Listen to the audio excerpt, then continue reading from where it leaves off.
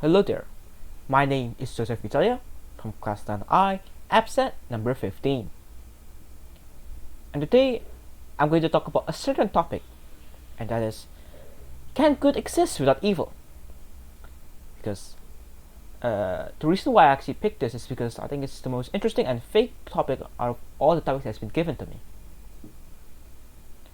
Now, this topic has puzzled many people over the course of many eras, or at least that's what I would like to believe, because people can't seem to agree on one definite answer.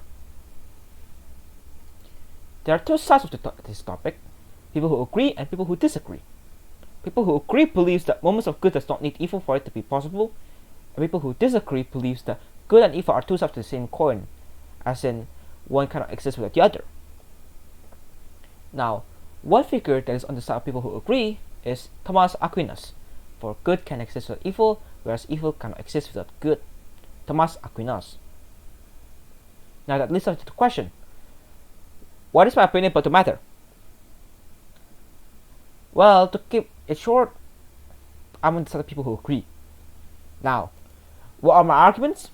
Well, I have a few, and I believe them to be very generic, but I also think that they get the job done. So, my first argument are God Himself. For God is the epitome of good, the source of all good, the head of all good. So, for evil to have any presence inside of Him would just be absolutely impossible. But people might say, oh, this argument is not strong because, God is merely just a concept and He's actually not real. Which is, understandable, because, how to even prove God's existence, right?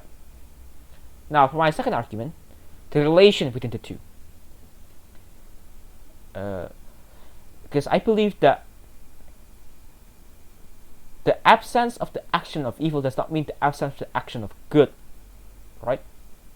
Just like how you don't need to punch somebody in order to help a grandma cross the street. Now, there's a bit of a problem about good existing without evil. What do you even call good? Because if a thing have a polar opposite, and that polar opposite is gone, then why do we even need to classify it? Because everything is going to be dead, right? So just naming it or classifying it would just be pointless. Let's consider something that a food could be. Salty. Salty means having the flavor of salt. So salty is something that a food could be. Now, as we all know, food has a bunch of other flavors, such as bitter, sweet, and sour. But let's say that humans never developed the sense of these flavors, and the only flavor that can actually taste is salt. Does that mean that salty no longer exists? Since we all understand it, we won't really call it salty, since that's all we know. Heck, we may not even recognize that there's a possibility of other flavors other than salt. But that doesn't change the fact that the food have the flavor of salt. The food is salty regardless of our precognition.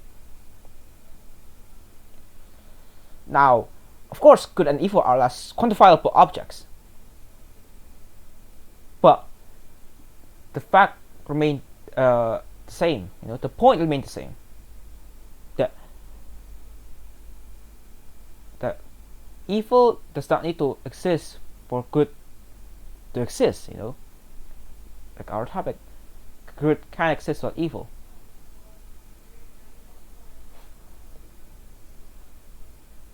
Even if we may not recognize it, it doesn't change the fact that good exists.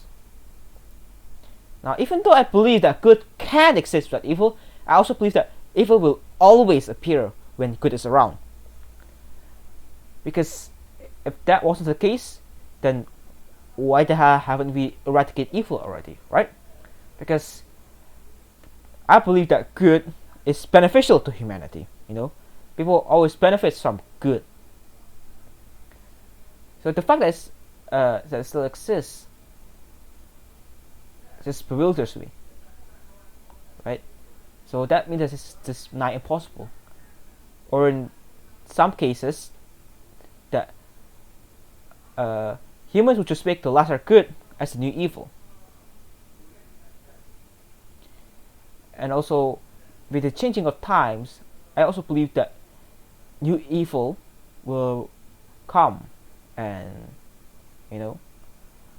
corrupt good, right? So to summarize, good can exist without evil, but we won't be able to recognize it as good without the existence of evil. And although good existing without evil is possible, it is highly unlikely because of the appearance of another evil, or in some worst cases, humans would just make lesser good as evil. So that's pretty much it for me. Thank you so much for watching and listening to my useless debate, rant, and see you next time. Goodbye.